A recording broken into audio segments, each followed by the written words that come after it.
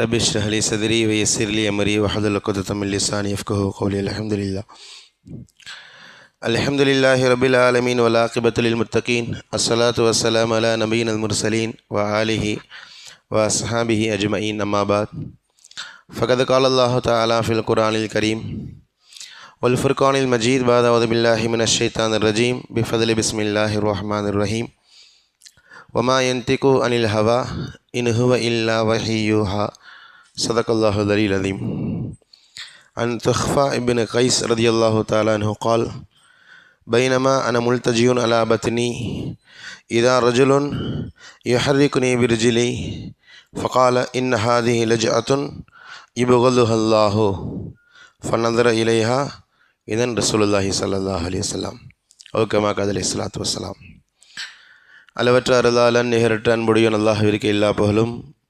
நம் உயிரது மேலான நமது தலைவர் ஹதரத் ரசூலுல்லாஹி ஸல்லல்லாஹு அலைஹி வஸல்லம் அவர்கள் மீதும், அவர்களை பின்பற்றிய சத்திய சஹாபாக்கள், நாதாக்கள், ஷஹதாக்கள், முழு உலக முஸ்லீமான ஆண்கள், பெண்கள், குறிப்பாக இந்த அவையில் ஒன்று கூடியிருக்கின்ற நம் அனைவர் மீதும் ரப்புல் ஆலமீன் அல்லாஹு தாலாவுடைய சாந்தியும் சமாதானமும் என்றும் என்றென்றும் நின்று நிலவட்டுமாக. ஆமீன்.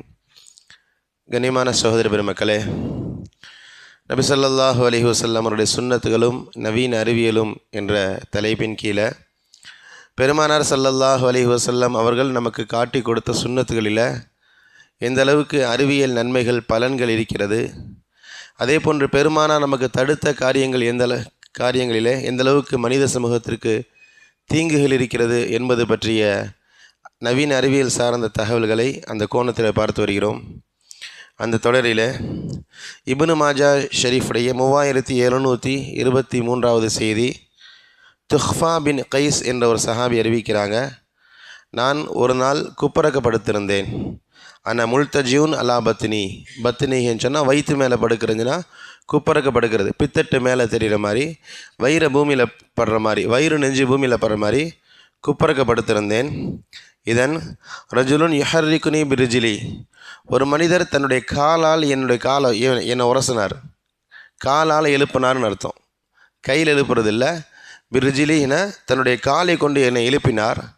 நான் பார்த்தேன், அந்த மனிதர் என் இடத்துல சொன்னார், இன்னஹாதிஹி லஜ்அத்துன் யுப்ஹிதுஹல்லா, இப்படி தூங்கிறது அல்லாஹு தாலா கோபப்படுகிறான். இப்படி தூங்கிறத அல்லாஹ் விரும்புறதில்லை. அல்லாஹு தாலாவுடைய கோபத்தை பெற்று தருகின்ற முறை, படுக்கின்ற அமைப்பு இந்த தூங்குகின்ற முறை என்பதாக சொன்னார். நான் கொஞ்சம் தூக்க கலக்க முடிச்சு யாருன்னு பார்த்தேன். ஃபநதர இலைஹா இதன் ரசூலுல்லா, நான் பார்த்தேன், சொன்னது வேறு யாரும் இல்லை, ஹதரத் ரசூலுல்லாஹி ஸல்லல்லாஹு அலைஹி வஸல்லம் என்பதாக இந்த துஹ்ஃபா பின் கைஸ் ரலியல்லாஹு தஆலா அறிவிக்கிறாங்க. இதே மாதிரி இன்னொரு செய்தி இப்னு மாஜாவில் 3016வது செய்தியாக ஒரு ஹதீஸ் நமக்கு கிடைக்கிறது. ஜுந்துப் ரலியல்லாஹு தஆலா அன்ஹு இந்த ஹதீஸ் அறிவிக்கிறாங்க. மர்ரபி ரசூலுல்லாஹி ஸல்லல்லாஹு அலைஹி வஸல்லம் அன முல்தஜியூன் அலா பத்னி, நான் குப்பரக்கு ஒரு நாள் படுத்திருந்தேன். என்னை கடந்து ரசூலுல்லா போனாங்க. நார்மலாக படுக்கலை, குப்பரக்கு படுத்திருந்தேன். என்னை கடந்து ரசூலுல்லா போனாங்க. ஃபரகீலனி பிரிஜிலிஹி, தன்னுடைய காலை கொண்டு என்னை எழுப்பினார்கள். காலில் உரசி என்னை எழுப்பினாங்க. ஃபகால ஜுந்துப், நான் பார்த்தேன், ரசூலுல்லா சொன்னாங்க, ஜுந்துபே இன்னமா ஹிய லஜ்அத்துன் அஹ்லின்னார், இது நரகவாதிகள் தூங்குகின்ற முறைன்னு சொன்னாங்க. இப்போ நீ தூங்குறல்லப்பா, இது நரகவாதிகள் தூங்குகிற முறை, இப்படி தூங்காதன்னு சொல்லி ரசூலுல்லா எனக்கு சொல்லிவிட்டு கடந்து போயிட்டாங்க என்பதாக ஜுந்துப் ரலியல்லாஹு தஆலா அன்ஹு இந்த ஹதீஸ் அறிவிக்கிறாங்க. இது மாதிரியான இன்னும் சில செய்திகள் இதுக்கு ரிலேட்டடாக நமக்கு கிடைக்கிறது. இதில் இன்னொரு முக்கியமான செய்தியை பாருங்கள். பொதுவாக படுத்திருக்கும் போது எழுப்புறது வழமையாக நம்ம கையில் எழுப்புவோம் இல்லையா? நமக்கு பிடிக்காத ஆள் இல்லை அவர் பிடிக்காத காரியமாக இருந்தால் கோபத்தில் காலில் எழுப்புறது உண்டு, பெரும்பாலும் செய்ய மாட்டோம். ரசூலுல்லாஹுடைய இந்த 2 ஹதீஸ்லையுமே ரசூலுல்லா கையால் எழுப்புனதில்லை.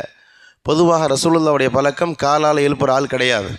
நான் இந்த 2 ஹதீஸ்லையுமே தெளிவாக இருக்கிறது. ஃபிரிஜிலிஹி, தன்னுடைய காலால் என்னை எழுப்பினார்கள். உட்கார்ந்துருக்கவங்களை காலில் உதச்சிப்பா எந்திரின்னு சொல்கிற மாதிரி ரசூலுல்லா எழுப்புனாங்க என்பதான் இந்த ஹதீஸில் நமக்கு கிடைக்கிற தகவல். இந்த ஹதீஸுடைய ஷரஹில் எழுதுகிறாங்க, ரசூலுல்லாவுக்கு அந்தளவுக்கு கோபம். அந்த தூங்குகிற முறையை பார்த்து ரசூலுல்லாவுக்கு கோபத்தில் இந்த மாதிரி காலால் எழுப்பினார்கள். மற்றபடி ரசூலுல்லாவுடைய வளமை, பண்பு இந்த மாதிரி எழுப்புறது இல்லை என்பதாக சொல்லி காட்டினார். அந்த செயல் ரசூலுல்லாவுக்கு கடுமையாக கோபத்தை ஏற்படுத்தியது. 2வது, நான் கோபமாக இருக்கிறேன் அவர்களுக்கு காட்டணும் என்பதற்காண்டி ரசூலுல்லா அந்த மாதிரி எழுப்பினாங்கன்னு சொல்லப்படுது.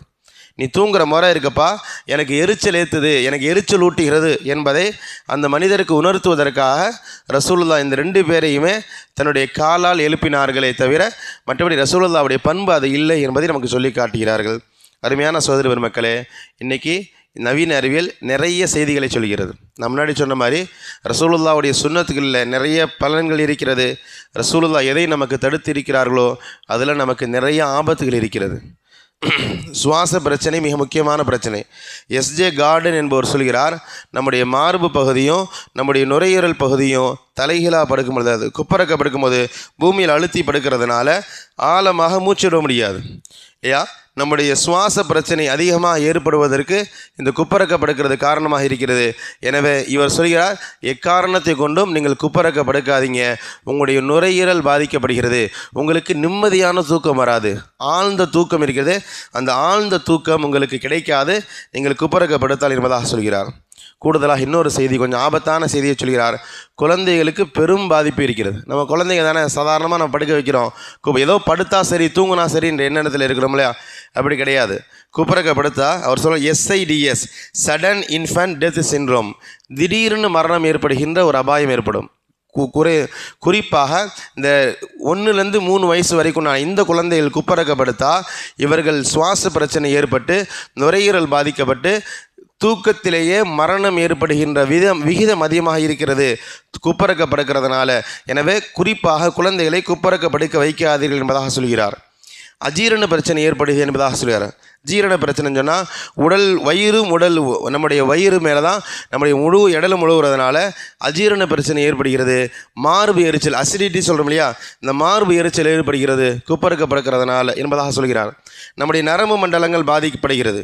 நரம்புகள் அதிகமாக அழுத்தம் அடைந்து நரம்புகள் ஒன்றுக்கொன்று பின்னிக்கொண்டு நரம்பு மண்டலங்கள் பாதிப்படைகிறது என்பதாக சொல்லி காட்டுகிறார்.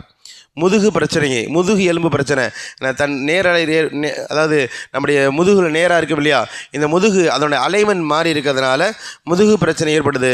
ஒரு மனிதர் தொடர்ந்து குப்பரக்கப்படுத்தால் லோ பேக் பெயின் சொல்கிறோம் இல்லையா, இந்த பித்தட்டுக்கு மேலே ஒரு இடத்துல கடுமையாக வலிக்கும், அதுக்கு அவ்வளோ சீக்கிரம் மருத்துவமே கிடையாது. இந்த லோ பேக் பெயின் ஏற்படுறதுக்கு மிக முக்கியமான காரணம் ஒரு நீண்ட காலமாக குப்பரக்கப்படுக்கிறதுனால் ஏற்படுகிறது என்பதாக பதிவு செய்கிறார்கள். Journal of physical therapy science என்ற இந்த ஆய்வு, இந்த மையம் ஒருத்தர் குப்பரக்க படுக்கிறதுனால என்ன மாதிரியான பிரச்சனைகள் ஏற்படும் என்பதாக இவர்கள் ஆய்வு செய்து சொல்கிறார்கள். கழுத்து தசைகளுக்கு அதிகமான அழுத்தம் ஏற்படும். சைடை ஒருக்கணிச்சு படுக்கிறதுனால, நேராக படுக்கிறதுனால கழுத்து தசைகள் அதிகமாக பாதிக்கப்படுறதில்லை. நம்ம குப்பரக்க படுக்கிறதுனால நம்முடைய கழுத்து தசைகளுக்கு அதிகமாக அழுத்தம் ஏற்படுறதுனால தொடர் வலி ஏற்படும். ஒரு கட்டத்துக்கு பிறகு இந்த இடத்துல ஒரு ஸ்ப்ரிங்கு மாதிரி ஒரு இடம் கழுத்து பகுதியில் இருக்கும். அந்த ஸ்ப்ரிங்கு தான் நம்ம எல்லா பக்கம் திரும்புறதுக்கு மேலே கீழே பார்க்குறதுக்கு உதவுது. இந்த ஸ்ப்ரிங்கு பகுதி பாதிப்படையும். நீ அவ்வளோ சீக்கிரம், அதாவது கழுத்து சம்பந்தமான எல்லா பிரச்சனைகளுக்குமாக இந்த குப்பரக்கப்படுகிறது ஏற்படுகிறது என்பதாக சொல்கிறார். அதே போல் குப்பரக்கப்படுக்கிறதுனால முகத்திற்கு வரக்கூடிய இரத்த ஓட்டம் பாதிக்கப்படுகிறது. குப்பரக்க படுக்கிறதுனால நம்ம குப்பரக்க படுக்கிற என்ன, நமக்கு தூக்கம் வந்தால் சரி, எதுக்கு நமக்கு எந்த பொசிஷன் நமக்கு ஈஸியோ அந்த மாதிரி நம்ம படுத்துட்டு போயிடலாமனு யோசிப்போம். அப்படி கிடையாது. குப்பரக்க படுத்திங்கன்னு சொன்னால் உங்களுடைய முகத்துக்கு இரத்த ஓட்டம் குறைவாகிறது. அதனால் முகத்தில் அதிகமாக பருக்கள் வரும், முகத்துடைய நரம்புகள் பாதிக்கப்படும், முகத்துடைய அவலட்சணமான முகம் ஏற்படும். நீங்கள் குப்பரக்க படுத்திங்கன்னு சொன்னால் உங்களுடைய முகம் அவலட்சணமாக மாறிவிடும் என்பதாக சொல்கிறார். நுரையீரல் விரியணும், ஃப்ரீயாக இருக்கணும். நுரையீரல் பலூன் மாதிரி அது காற்று உள்ளே போயிட்டு காற்று வெளியே வர்றதுக்கு ஃப்ரீயாக இருக்கணும். நுரையீரல் ஃப்ரீயாக இருந்துச்சுன்னா, விரிவதற்கான இடத்த கொடுத்தீங்கன்னா பிரச்சனை, சுவாச பிரச்சனை ஏற்படாது.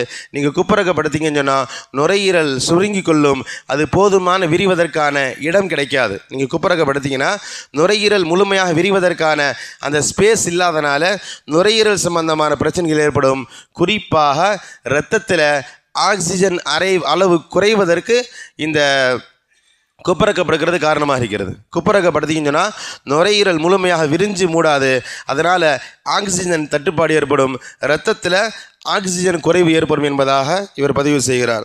அதே போல் கண் ரீதியாக கண்களுக்கு அதிகமாக பாதிப்பு ஏற்படும். நமக்கு தெரியலை, குப்பரக்கப்படுத்திங்கன்னா தலையில் இருக்கக்கூடிய முழு வெயிட்டும் கல்ல விடுது. குப்பரக்க படுக்கிறதுனால நம்முடைய தலை மூளை பகுதியில் இருக்கக்கூடிய எல்லா வெயிட்டும், மண்டை ஓட்டுடைய முழு வெயிட்டும் நம்முடைய கண்களுக்கு விழுகிறது. நமக்கு தெரியாது, ஆனால் கண்கள் மிக வேகமாக பாதிக்கப்படும். உடம்பிலேயே ஆக பலகீனமாக ஆக மிருதுவான பகுதி நம்முடைய கருவிழிகள். இந்த கருவிழிகளில் முழு வெயிட்டும் எடையும் விழுவதனால கண் பாதிப்புகள் வேகமாக ஏற்படும், கண்ணில் அதிகமான அழுத்தம் ஏற்படும் என்பதாக பதிவு செய்கிறார். இறுதியாக உடம்பு எப்போவுமே ஒரு சோர்வாக இருக்கும். நீங்கள் எழுந்த பிறகும் குப்புறக்க படுத்தீங்கன்னா எழுந்த பிறகும் உங்களுக்கு உடம்பு ஒரு விதமான சோர்வோடு இருக்கும். உடம்புல ஒரு புத்துணர்ச்சி கிடைக்காது. பொதுவாகவே இரவு தூங்குனா, அது பகல்லையோ அல்லது இரவுலையோ தூங்குனா உடம்புக்கு ஒரு ரிலாக்ஸேஷன் கிடைக்கும், ஒரு அமைதி கிடைக்கும், ஒரு ஃப்ரீனஸ் கிடைக்கும். நீங்கள் குப்புறக்க படுத்தீங்கன்னா உடம்புக்கு அந்த ஃப்ரீனஸ் கிடைக்காது, அந்த ரிலாக்ஸேஷன் கிடைக்காது. உடம்பு ஒரு விதமான மன அழுத்தத்திலே இருக்கும். நீங்கள் குப்புறக்க படுத்தீங்கன்னா அன்றைக்கி பூரா பகலில் ஒரு விதமான தலைவலியோடு இருப்பீர்கள் இல்லையா? தலை ஒரு பாரமாகவே கனமாக இருக்கும், என்னென்ன தெரியாது, ஆனால் தலை ஒரு பாரமாக கனமாக இருந்துக்கிட்டே இருக்கும் என்பதாக இவ்வளவு செய்திகள். இது எல்லாமே குப்பரக்க படுக்கிறதுனால ஏற்படுகின்ற பிரச்சனைகள் என்பதாக இந்த மருத்துவ ஆய்வுகள் சொல்கிறது. அருமையான சகோதர பெருமக்களே, ரசூலுல்லாஹ் இவ்வளவு விரிவாகலாம் பேசலை. குப்பரக்க படுக்காதீங்க, அல்லாஹ் கோபப்படுகிறான். குப்பரக்க படுக்காதீங்க, ஷைத்தான் சந்தோஷப்படுகிறான். குப்பரக்க படுக்காதீங்க, இது நரகவாதிகள் படுக்கின்ற முறை என்பதாக சொல்லி காட்டுகிறார்கள். அருமையான சகோதர பெருமக்களே, நான் முதல் நாள் இந்த தொடருக்குள்ளே போகும்போதே சொன்னேன், இந்த அறிவியல் எல்லாம் தூக்க ஓரமாக வைத்து விடுங்கள். ரசூலுல்லாஹ்வுடைய சுன்னா என்னவோ அந்த சுன்னாவை நம்ம பின்பற்றுவோம். சுன்னாவை பின்பற்றுவதில் தான் நமக்கான முழுமையான வெற்றிகள் இருக்கிறது. குழந்தைகளாக இருந்தாலும் சின்ன வயசுலேருந்தே பழக்குவோம். இப்படி படுக்கக்கூடாதுமா, இப்படி தான் படுக்கணும்னு ஆசையை கொஞ்சம் ஃப்ரீயாக இருக்கிற மாதிரி சொன்னாலும், இல்லைம்மா இது முறை இல்லை, உனக்கு இப்போ ஆசைப்படுற மாதிரி தெரியும், இதை பழக்கிட்டீங்கன்னா நிறைய பிரச்சனைகள் வரும், இது ரசூலுல்லாஹ்வுடைய சுன்னத்துக்கு மாற்றமானது. அதாவது ரசூலுல்லாஹ் சொல்கிறாங்க, நரகவாதிகள் தூங்கக்கூடிய முறை என்பதாக பிள்ளைகளுக்கு சொல்லி புரிய வைக்கணும். முறை என்னன்னு சொன்னால் வலது பக்கம் திரும்பி படுக்கிறது. இன்றைக்கி நம்ம கபரில் வைக்கும் பொழுது, ஜனாசாவை வைக்கும்போது எப்படி வலது பக்கம் சாய்ச்சி அதை இதய பகுதியை மேலேயும் வலது பகுதியை கீழேயும் வச்சு எப்படி கிபிலாவை நோக்கி வைக்கிறோமோ அது மாதிரி வலது பக்கம் ஒருக்கணிச்சு படுக்கிறது தான் ரசூலுல்லாஹ்வுடைய சுன்னத்து. அப்படி தான் முறை என்பதாக நம்முடைய பிள்ளைகளுக்கு நம்ம சொல்லிக் கொடுக்கணும். இது மாதிரி சுன்னத்துகளை நம்ம வாழ்க்கையில் பின்பற்றுவதன் மூலமாகத்தான் ரசூலுல்லாஹ்வுடைய அந்த மார்க்கத்தை நம்ம முழுமையடைய முடியும். பெரும் பெரும் விஷயங்கள் எல்லாம் இந்த சிறிய சிறிய சுன்னத்துகளிலே பொதிந்திருக்கிறது. எனவே பெருமானார் ஸல்லல்லாஹு அலைஹி வஸல்லம் சுன்னத்துகளை அதிகமாக படிப்போம், ரசூலுல்லாஹ்வுடைய சுன்னத்துகளை வாசிப்போம், ரசூலுல்லாஹ்வுடைய சுன்னத்துகளை ஆய்வு செய்வோம், பெருமானாருடைய சுன்னத்துகளை நம்ம பின்பற்றுவோம். முழு சமுதாயத்திற்கும் இந்த சுன்னத்துகளை தாவா செய்வோம். அந்த நல்ல நசீபை ரப்புல் ஆலமீன் நம் அனைவருக்கும் தந்து நல்லருள் புரிவானாக. ஆமீன். அல்ஹம்துலில்லாஹி ரப்பில் ஆலமீன். லக்கல் ஹம்து